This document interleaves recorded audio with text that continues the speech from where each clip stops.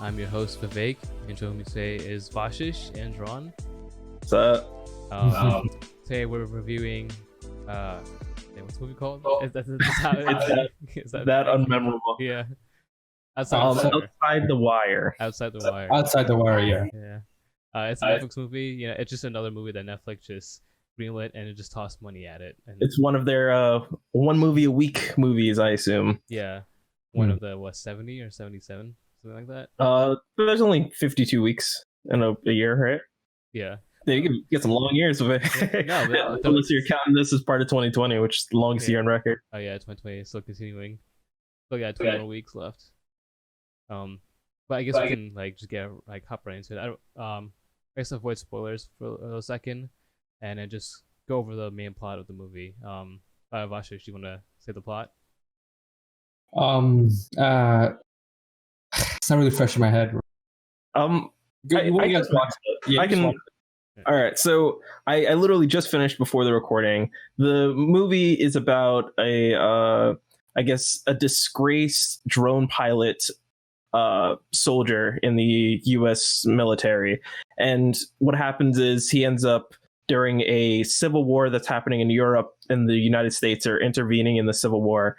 This drone pilot goes through with the drone strike without authorization in order to save a group of soldiers who are on the ground. But in doing so, he ends up sacrificing 2 of the soldiers as collateral, but saves 38.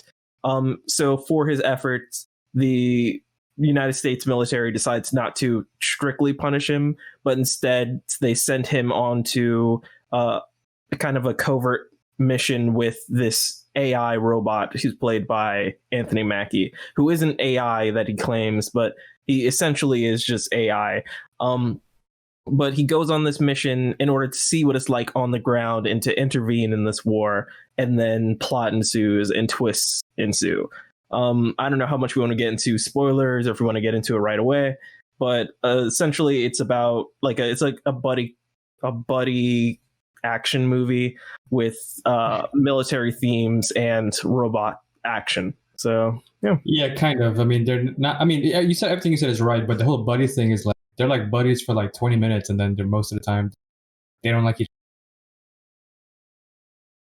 You cut out a little bit at the end there. Oh, can you hear me? Yeah, I can hear you. Okay. Yeah, they're like buddies for about 20 minutes of the movie, and then the rest of the time they're not really on the same page. No. Yeah, so it's not even doing a good job of the whole buddy thing. I thought that's what they were going for in the beginning of the movie, when they first set out for this mission, and then they're liking each other, and then maybe at the end I was hoping that they will maybe see different things, but they're still going to be kind of friends, maybe trying to help each other understand each other's point of view. But it didn't even go that way. It did. I think everything in this movie, at least for me, the ball fell on almost everything. I seen other movies. No love whatsoever, huh? No. Besides Anthony Mackie, you could clearly tell that he's enjoying himself in this. He was having a blast. Yeah. He's having a ball. Yeah, He's chewing the scenery. yeah. But I liked him the most in this whole movie. Everyone sucked. for me, when I get into spoilers, I feel like this movie, it's trying to do something. I feel like there's a good movie in here, but I feel like it's kind of being confused or muddled by different stuff. It's so muddled.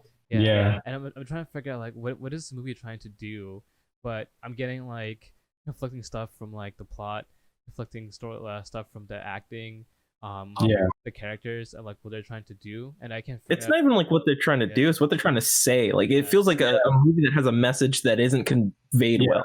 Yeah, exactly. There's a message at the end of the movie, and they pretty much say it. At least the main character says it to Anthony Mackie, and it just doesn't come off believable or well at all. To me, it sucked. It wasn't good. I guess we can hop into spoilers now, and it's I guess we can start with the main actor. What's his name? Harp. Harp. Yeah. I guess we're gonna start with him, how he feels. For me, I feel like the actor's portrayal wasn't also the best. I feel like he was kind of missing his marks and stuff. He wasn't good. Yeah. He wasn't good. I'll be just straight to the point. He was not doing a well job with the acting. Yeah. His character was interesting. I think they introduced him with a very strong identity. He was this character who felt like he needed to do the greater good, and the movie's very much thematically about the greater good and the decisions you have to make in order to do so. Yeah. I felt like his character, though, because his acting was so like all over the place, Yeah. it made it hard for me to really, I guess, not sympathize with him, but fully understand what he wanted or Yeah. what he was thinking. It was just like every time he was on screen, he seemed so flustered Yeah. at what was happening. He's like, "Oh man, we shouldn't be doing this, or maybe we shouldn't." It was like Yeah. it was just so all over the place. Super flustered, and then the dialogue was just also bad. So It's really bad. that was missing. And I feel Remember, like like- he was like the Hmm. worst person for the job, like to pick to be on this mission. I was just flustered. That was actually part of me, my, I guess, biggest issue with the movie. I was so confused on the, I guess, the specifics of what they were doing, because they were throwing so much at me, and then they were also at the same time trying to do reversals in the middle of it. So now that we're getting into spoilers, there's this group, the Krazis or something, Yeah. and they're also this resistance, and they're fighting each other in this area of Ukraine/Russia for control of it. And there's also the Russians, which seem to be their own thing, which also are in the movie, but they're not really part of this direct conflict. The main person who is leading the Krazis is Victor Kraz, I guess. Victor something. I bet, yeah. Something with a K. And Yeah. so his character is supposed to be the main bad guy, but then we end up finding out later that Anthony Mackie's character is a bad guy too. Yeah. And so where I was confused is Anthony Mackie's giving all this exposition about where they need to be and what they need to do, et cetera, et cetera, et cetera. And the entire time, the main character, Harp, is just kind of going along for the ride. And at times he's interjecting, and then at times he's just going along with it, not asking questions. And throughout that, we also have Anthony Mackie going, well, I have certain rules I have to follow because of my programming, and then certain rules I don't have to follow. And this is me even saying this all sounds confusing. And as I'm watching the movie, I'm like, what's going on? Like, I don't really know where Yeah. my focus is supposed to be throughout the entire, well, I think it's like an hour, 55 minutes. I'm just like, who am I supposed to be like? There's a lot that should be like shaped off of this movie. And I have a question. I don't know if you guys know, but what is the? I understand that what he did, like he sacrificed 2 Marines to say like 80. I mean, it's like 30 something, 32, right? 38. 38. 38.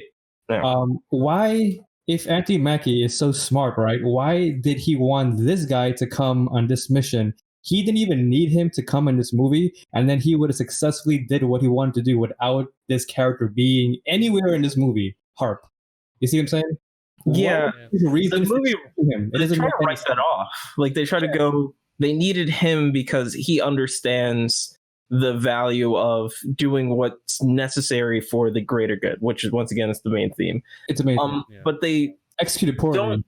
Yeah, they execute in a way where it's confusing because it's like it makes it seem as if he's there because it's a punishment, and somehow being on this mission with this guy is a bad thing. But then it seems as if the military don't even know what Anthony Mackie's mission is at all. Yeah. They kind of just leave. So it's like, well, you chose him, but did you know that he was going to drone strike those people in order to choose him? Or did the military just kind of go, pick whoever you want, or we just happen to have this guy around? Like the connection between those two makes no sense. Doesn't make And Yeah. it's supposed to be, strong. It's supposed to be like Hmm. part of the greater message or the theme. Yeah. But then I'm just like really confused. I still thinking about this movie makes me go like, I don't get what exactly happened. Yeah. But I honestly, admittedly, kind of enjoyed it more than I expected. Yeah. I'll give him that. I feel like the whole scenario is kind of just like a moment where the plot just lines up perfectly for the movie to happen, because Mhm. like Anthony Mackie could have just done this mission all by himself, or just picked like a random like Marine out of the base to follow him. Some idiot. Yeah. But this movie happens where Harp chooses this greater good scenario, and then he doesn't even go to jail because Anthony Mackie uses him to come like save him and come to the base and help him. So it's kind of just like this perfect moment where it lines up just so he can do this. which I feel like really help was the question, because yeah. he didn't do anything during any of the missions. Like And you're just kind of staring and going, "Oh, Yeah. wow, oh my." Yeah. And it's kind Yeah. of like he kind of just uses Harp as an goat, which was his entire plan because he did this thing where he killed 2 Marines. Mhm. But it's like you don't need an scapegoat. You're an AI strong person, so it's like Right. you He could've- did Who's gonna stop you? Yeah. You know. You could've all the done it stuff. all yourself. Yeah, exactly. I was also confused on like his rules and his programming, Yeah. because he has these rules where he has to follow orders, but he's referring to Harp like rookie, so it makes it seem as if he's higher on the ladder of, you know, army or military hierarchy, whatever. So That's it's how it works, weird yeah. that he claims that he has to follow orders from someone who's beneath him, and at the same time it's confusing if he is just essentially another one of the Gumps. If he's just a Gump with human skin. Gumps in the movie, for those who, you know, well, you guys watched it if you're listening to the spoilers, but if he's just a human Gump, why isn't he also just doing what other people are telling him from the start of the movie? Instead, he seems to just kind of be able to operate on his own even before Harp shows up. So it's just like it's weird that they would even have him say all these important things. Yeah. Important things like, "Hey, if you wanted, we can turn back if you just said the words." But Psych, in the end of the movie, took out my failsafe, even though I was operating on my own throughout the entire movie. And then the silliest part: why would they program a military robot to feel pain? Yeah, I don't get that too. It doesn't It didn't make sense. The movie wants to be so many different things. This movie wants to be so many different things, and it doesn't do a good job at any of them. The whole thing too, where like I thought it was a good idea. Like maybe the middle of the movie, I was thinking, okay, maybe Anthony Mackie is this really intelligent AI, right? Pretty much like he's using human. Like remember when they were in the car together, and Anthony Mackie's being all kind of like talking about his girlfriend and like being kind of funny and, you know, whatever, right? I thought that Anthony Mackie was maybe using his like human emotion against humans, like pretending to be this kind of person, secretly have this crazy, you know, plan that he's gonna execute at the end of the movie. But he's using human behavior and emotion kind of like as a smokescreen, right? Yep. And that I thought that's what they were doing until like towards the end, and I realized, okay, this movie has no idea what the hell it's doing. And it's like, Yeah. yeah. But I think that would have been a better way to have his character, but it doesn't. There's so much good potential in this movie, and it's a good concept, but I don't see like where they don't even know where they were going with this movie, you know. But that was my little thing about like, Yeah, I feel like this movie needed like an explanation scene of like just give the AI like 3 laws like iRobot did. Just like Yeah. give us a scene like that where we can understand like what he has to follow. And like the movie kind of tried to do that in the whole exposition scene when they're in the car, and he's kind of. But it does it at multiple times. It's like and they throw rules at us throughout. Yeah, and it does it like in a choppy way, and then it does kind of like some quick flashes, and it just like it doesn't. It's not coherent. It doesn't help me understand it.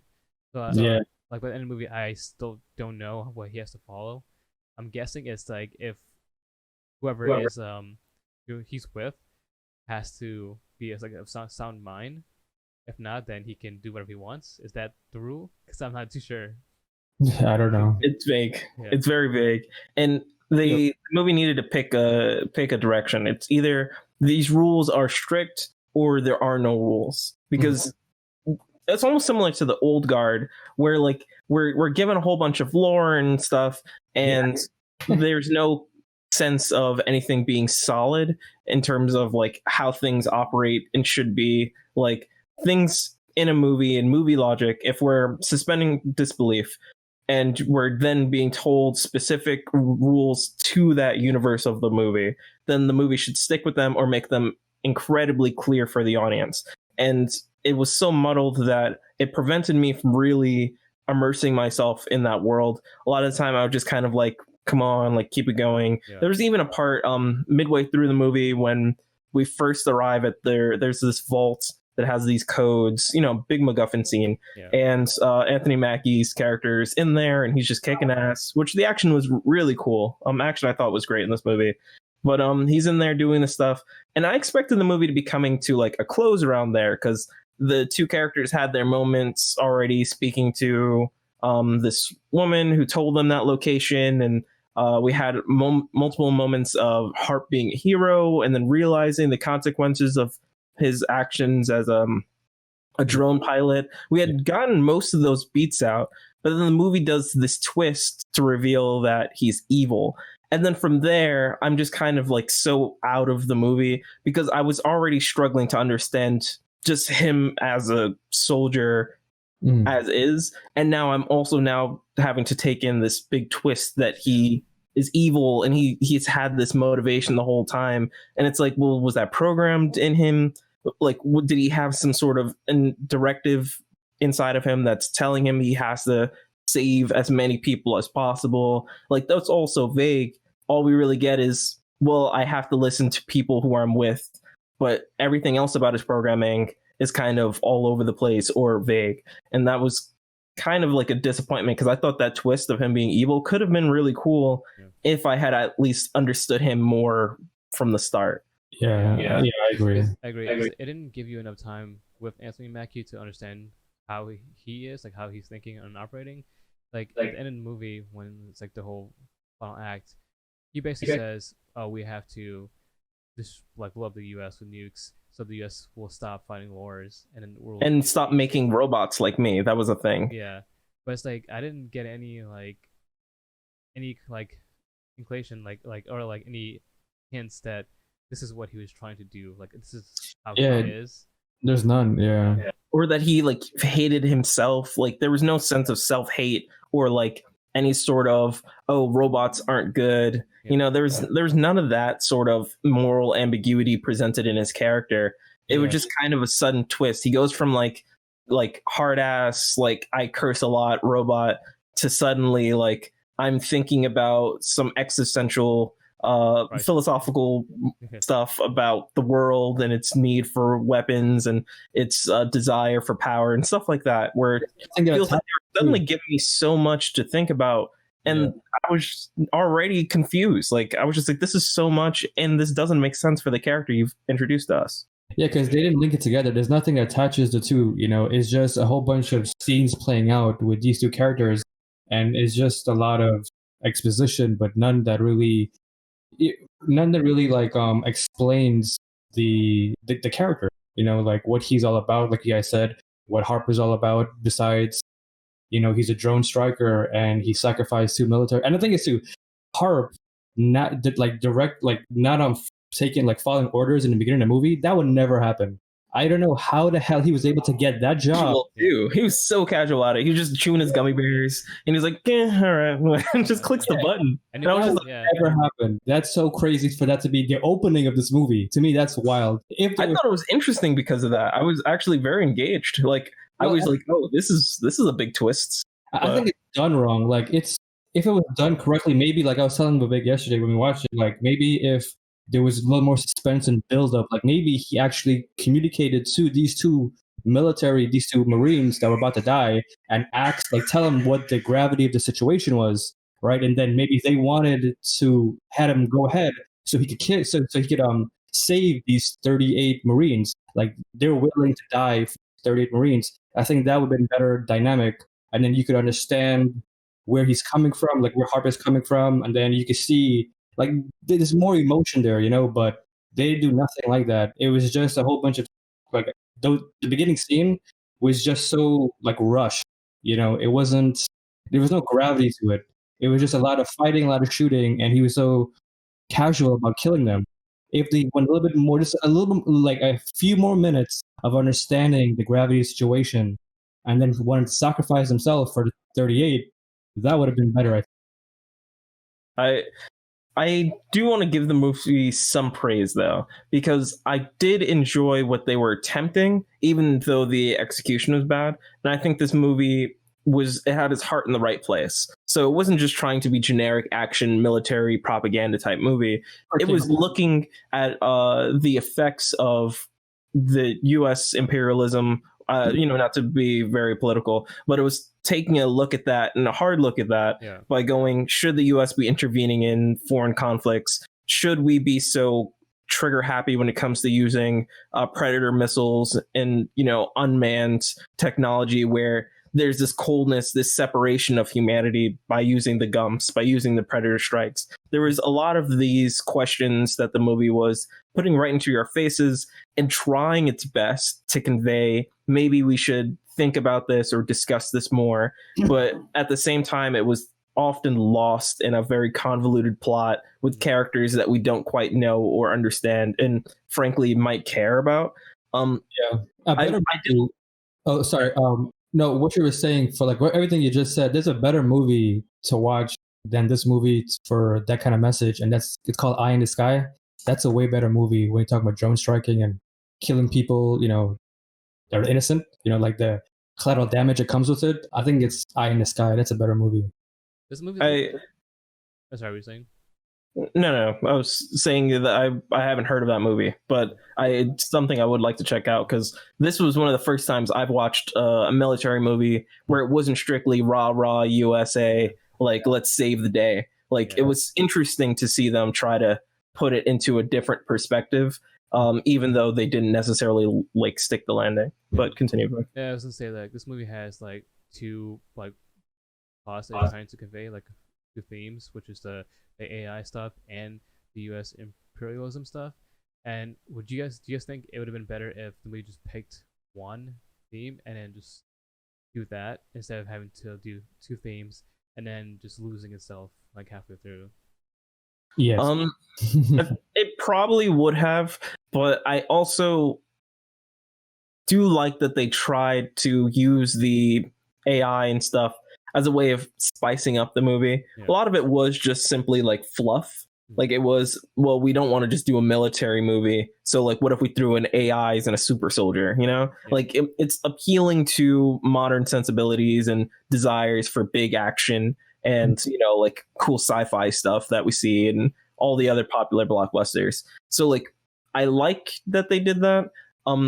If I were to choose one of the two, I would have rather them focus strictly on the AI conversation of should we be using this technology and stuff. Yeah. Like it was weirdly muddled, especially because they also introduced midway through this character Sophia, I think is her name. Yeah. And she also has like the whole the US is interfering and stuff that they shouldn't be, and they've caused so much harm and collateral damage, and she's also spewing a lot of that stuff, and it's just like, this is a lot, like maybe choose a lane. Yeah, which doesn't happen until the end of the movie, like the whole big reveal and exposition stuff, which is where the U.S. imperialism stuff comes from.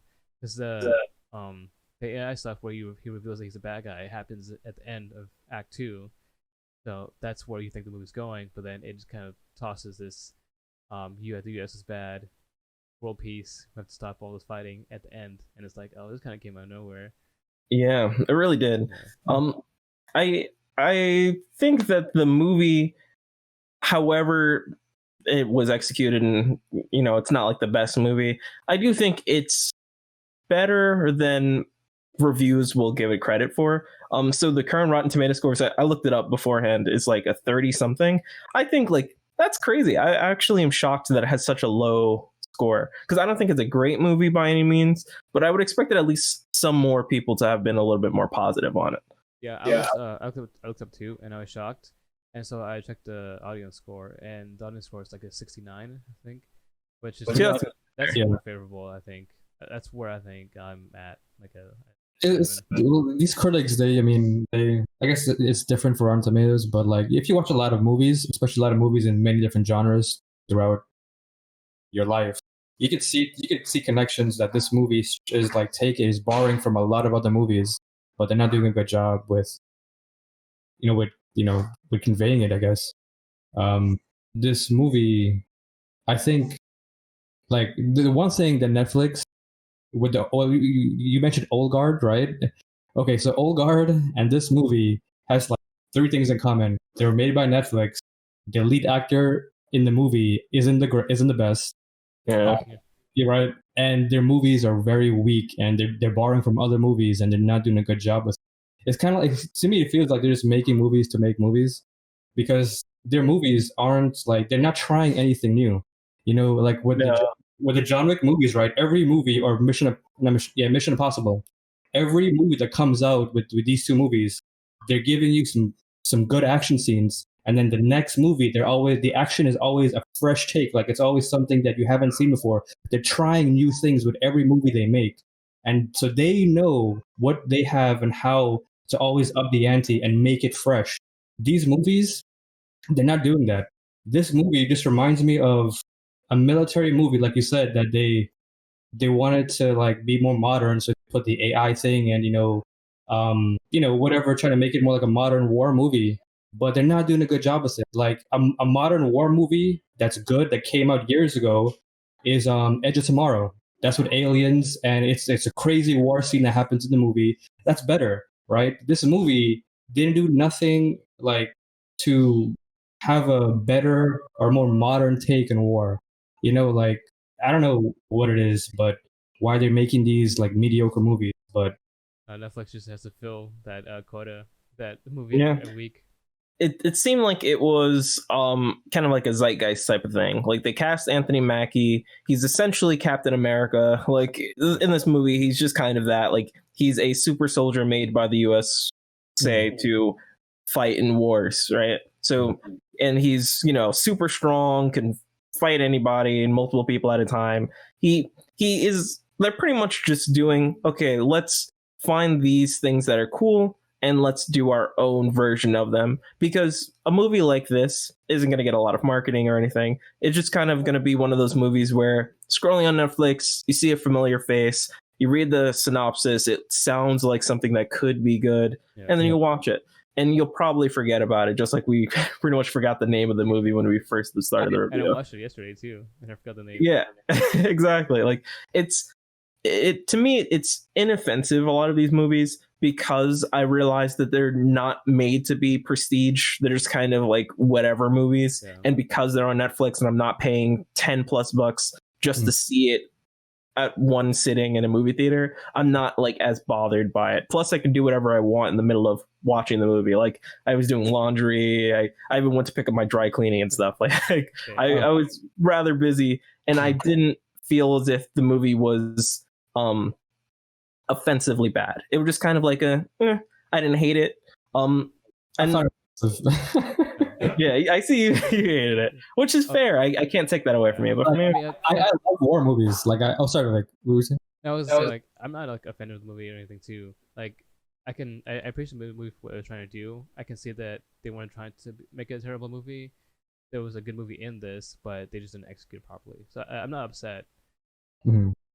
It's not like Midsummer where I want my time back. It's yeah.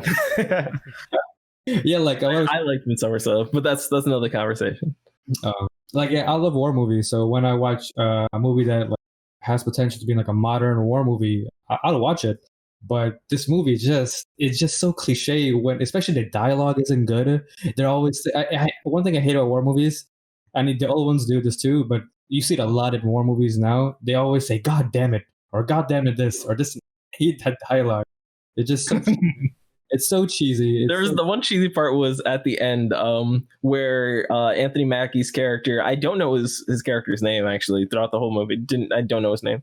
But Anthony Mackie's character, he's going to the missile silo, and Harp gets up and he gets the gun and he's like, "Hey, try this," and then he shoots him. I was like, why would he say that? Yeah. Like it just felt like weirdly like out of a different movie altogether. I was just like, you wouldn't say a one-liner. Like your character isn't one-liner. Like you haven't said one joke the entire movie. It was just so weird for him to say that. But that was a random moment that I just like, that's dumb. Yeah, Very dumb moment. his delivery too. The main actor, Harp. Yeah, his delivery in a lot of things are really bad. Like I don't know what his direction was. If it's supposed to be cold, right? But like I've seen other people do it better. Like I was telling Vivek, in Jason Bourne, the Bourne movies, especially in the first one, right? When the second or the first one, where he's like supposed to be like kind of like this cold, calculating kind of guy, but like he barely speaks in the Bourne movies. But his emotion, his eyes, what he does, you understand like where he's coming from. This guy in this movie, I had no idea what he was about, what he was thinking, what his emotion was. He's just saying the dialogue, but you're not connecting with him. But in all fairness, not everyone can be Matt Damon. Like just in all fairness, I do think he was very I think it was interested and disengaged throughout most of it. Like his character, I assume, would have to be like cold and like kind of aloof. Like he doesn't really understand or empathize enough with the humanity of the people that he's killing. But like as you mentioned, it didn't come off like that at all. It just kind of felt like a guy reading lines, and I wasn't impressed. But not like the actor on I'm sure the guy, and he's probably a good actor in other stuff, but maybe his direction or whatever was bad, or maybe he wasn't feeling the material and did it for the money. Matt Damon just has raw talent. Yeah. It could just be that. Yeah. There was one part of the movie that I wanted the movie to expound on.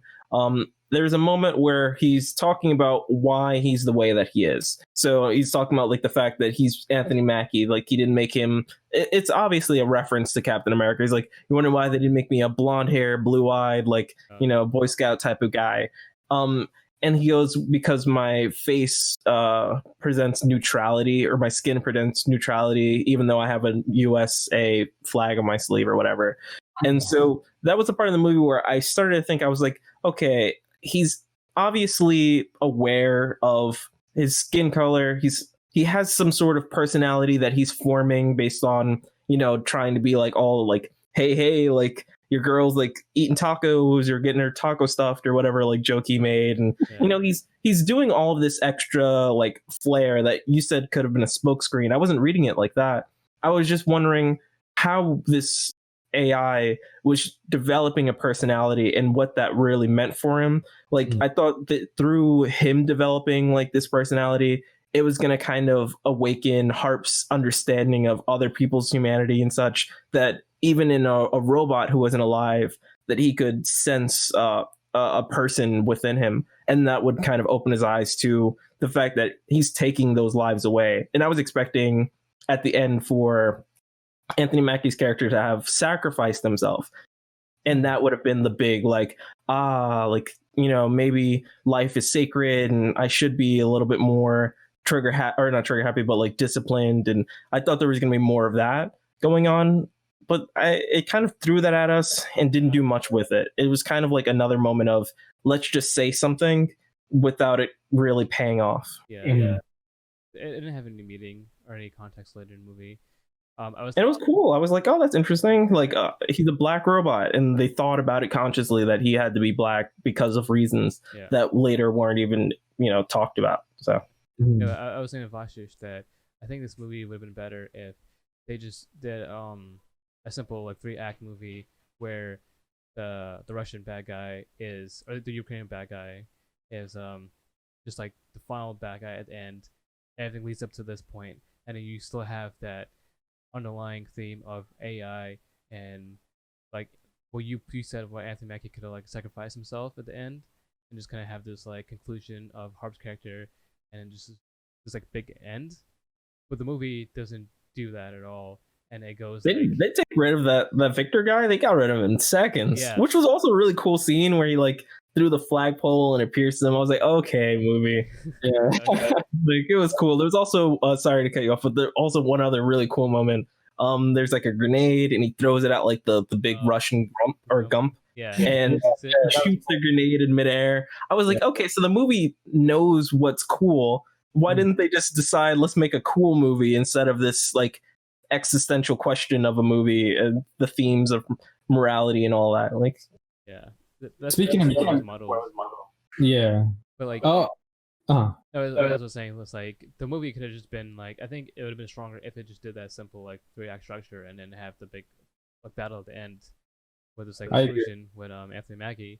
But then the movie doesn't do like ABC. It adds in a D plot at the end with and then uses like the C as like the twist, and then that adds on another half hour to hour. Yeah. Like I literally looked at the clock when the twist happened because I was like, oh well, if the twist is happening now, then there must be like more going on. And it was like 50 something minutes, and I was just like, oh, okay. Like, do you take out that twist and then the movie cuts down, and then I think overall you have a better movie. Yeah, and they also thought that they killed the guy. Remember when they're in the bank and the military thought that they killed the actual guy, but it wasn't him. Turned Victor, out yeah. Victor, he was somewhere else. So that, I guess that's kind of like a twist also. Like they thought It was full of twists. it's full of twists that are stupid. But Yeah. cool part, I did like when Anthony Mackie, when he was fighting the actual Victor guy, when he before he grabbed the flag, when he jumped through cars. Oh my god, that was actually really cool. Yeah. Well, I was like, oh, okay, that's a cool scene. See, right they there. had a lot of. I thought the action in this was really cool. I actually think the action in this, to me, was a little cooler than the Old Guard. Yeah. Which is another movie where it was just generic action with some lore that was confusing, etc. Yeah. But I thought that this was one that really Hmm. really earned that approval from me, where I was just like, okay, they did a good job. It wasn't too choppy. They were doing like these quick edits where like he would snap someone's arm and then it would zoom in and do some like real swivel thing. It was just like that's a Yeah. little much every time. It reminded me a lot of like Zack Snyder, like Yeah. the fast slow-mo thing that he does. It felt almost like they were trying to do a version of that, but it was inoffensive. Yeah, the action wasn't that bad. There's some cool parts, some parts that I've seen done better, but overall the action was pretty good. You know, for Still dumb that they gave him pain sensors. That's to me that was the biggest takeaway. I was like, why would they give a robot the ability to feel pain? Yeah. Like, it was that part of their way of making him more human? But it's like Yeah. doesn't have a Yeah. tactical reason. Like, no, I'm not no, gonna trust you more because you feel pain. It's just Yeah, it Yeah. just makes him worse. Maybe it's like because he can feel pain, so like if he gets shot, he knows it will hurt. He has more of a reason to be a better fighter, maybe because because you could just put, hey, system damaged, like system damaged, and now he knows to retreat. Like, I guess so. That's a fair point.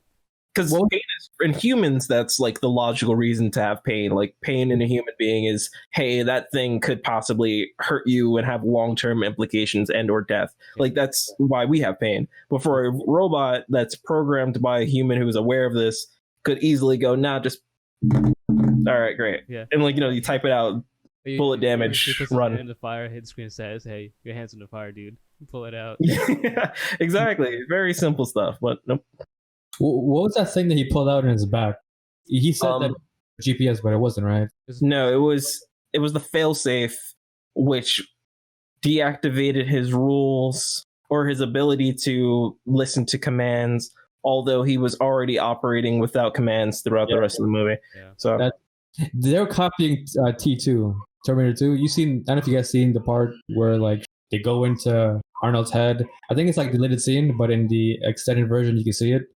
They actually go into Arnold's head to remove that thing that he can learn. It makes him learn from humans and everything like that. So that to me seemed like something they were copying from T2 because there's no need for that to be in there. Just because I don't know, you kind of want to be like Terminator. they kind of want to be like every movie, dude. Yeah. That's the thing. Mhm. Alright, is there any follow points? Oh yeah, I have one. The one I have is at the end of the movie where we have like Anthony Mackie and Harp fighting each other. To be honest with you, like there's no reason that Harp needed to be there. Is just for them to have that conversation because they ended up sending the drone and bombing the place anyway. So why was Harp even there in the first place? Actually, I'm confused. I guess there were multiple of those silos nearby, and he just happened to stumble on the one that had Anthony Mackie, so they knew that they could They were destroy both the silo and him in one attack rather than They multiple. were tracking. They were tracking his car, so they knew where he was going, and they even said that when the missiles go online, we can just blow it up. Yeah, The command center, yeah. Yeah. yeah. So So, like I can agree with what you're saying. Like he didn't have to be there he didn't have because to be there. they could just say, No. "Oh, there's heat coming from the missiles. It's about to go off. Let's just blow it up." And like when we see it moving, just Yeah. blow it up. So it's a weird point. Exactly, and I would understand maybe when he got there he could disarm it before they blow it up, but that never happened, right? He left and they shot it. He just blows it up. Yeah, exactly. Anthony Mackie already had it prepared to launch, so there was no going back. Yeah. Anthony Mackie said there's no going back, right? So all they had to do is just shoot it. Harp did not need to be there. It's just to have a big explosion and have the conversation. You had to have one last like villain monologue moment, and you can't have a monologue if no one's there to monologue too. But you a know? good movie knows how to do it better. Knows Oh, how of course. Yeah. yeah, knows how to do it without even like without you clearly seeing that this is a movie and it's like they're hitting A, B, and C, like checking it off, right? A good movie, you don't even see that, right? You're just engaged in it. This movie just had me thinking, wow, this is so cliche. Everything about this movie is so generic. It's so old fashioned. It's old fashioned way of making a movie. You know, everything about it to me. So Sometimes you just gotta get out there, film some stuff, and make the money. That's kind of what they needed to do. They're like, all right, let's get this filmed, let's get that money.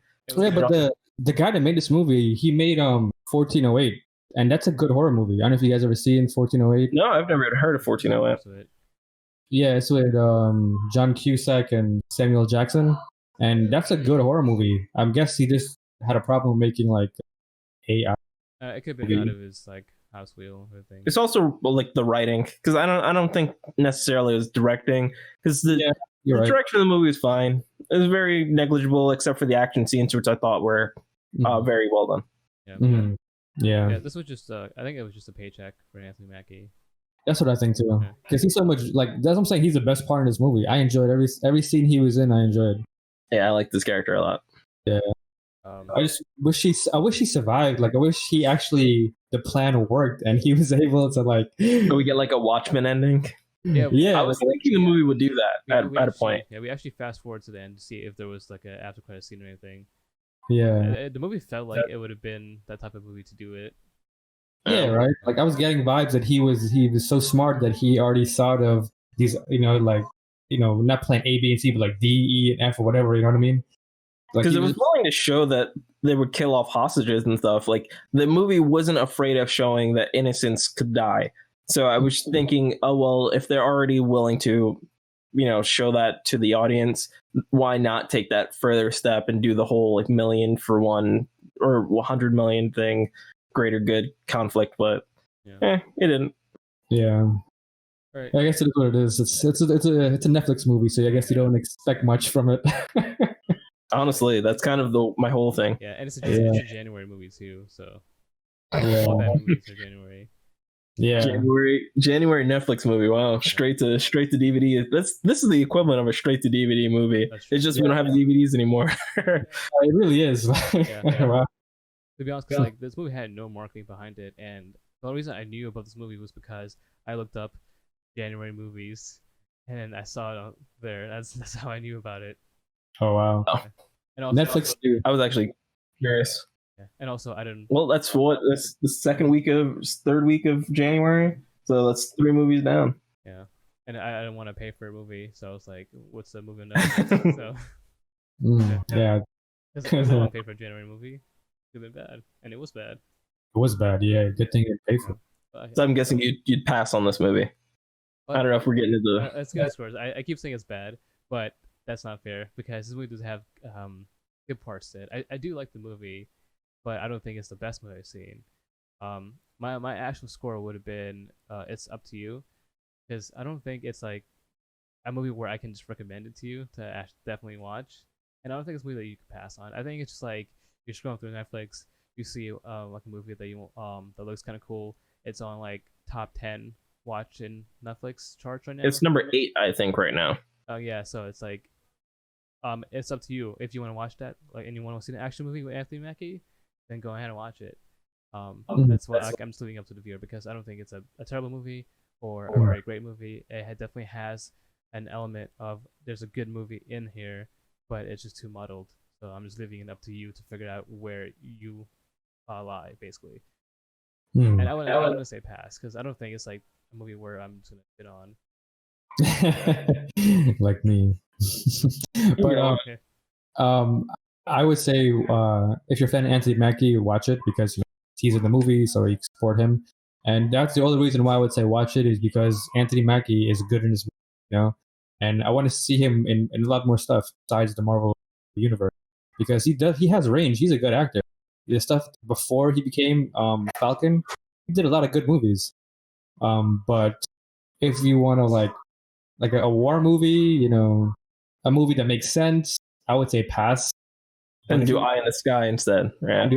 Eye in the Sky is a better movie than It's actually done well. Everything about the movie is done well. I just looked it up too. It has a 95% Rotten Tomatoes, so that's way better than what was it 30 something for this 30, movie. yeah, like 38, which happened to be the amount of people he saved. Yeah. For me, I will say this was I only because I didn't hate it. Will I say it's up to you? Generally, I would say a movie like this, I would say pass because it won't make a difference. Like you're not gonna feel any different after watching this movie. You probably won't remember watching this movie. But it's up to you. If you're just bored in the middle of your day, and you're on Netflix, watch a different movie. But if for whatever reason this movie auto played next, I don't think you're gonna hate it. And it's up to you whether or not you continued watching it. There's a lot of cool action scenes. Anthony Mackie's great. He's just a lot of fun. He's chewing the scenery. He's having a great time. Clearly, I think especially if you're looking to get an early preview of Falcon and the Winter Soldier. If you want just a taste of that, you'll get a taste of that in this. And beyond that, though, there, as Vasher said, there are much better movies that you can watch on Netflix and in general. Mm-hmm. But if this were to just happen to come on, it's up to you. Yeah. If you hit Netflix Shuffle and it's played, then just watch it. Like it's not gonna hurt you. So. No. Actually, when this movie started too, like they were doing like this kind of Call of Duty kind of thing. I'm like, wow, this movie kind of reminds me of Call of Duty a little bit. But then it just got worse after. What I will say, to me, the ultimate metric of a movie that you should pass on, either it's offensively bad, as in the people clearly didn't try, or it's boring. And this movie was neither of those things. I wasn't bored at all. And even though it wasn't the best movie, it wasn't because they didn't try. They just didn't happen to succeed. So yeah, I can appreciate them trying. The movie's not boring. I wasn't bored with the movie. But when it comes to stuff that I can see what they're trying to do, it kind of was like, oh, okay, you guys not doing a good job with it, but tried your best, but you don't succeed. Yeah, yeah, pretty much. I guess we can wrap it up there. So we have 2 up to use and 1 pass. Yeah, I think that's a pretty good average for the movie. So if you like the podcast, please subscribe and give it a like, and we'll see you next time. Deuces.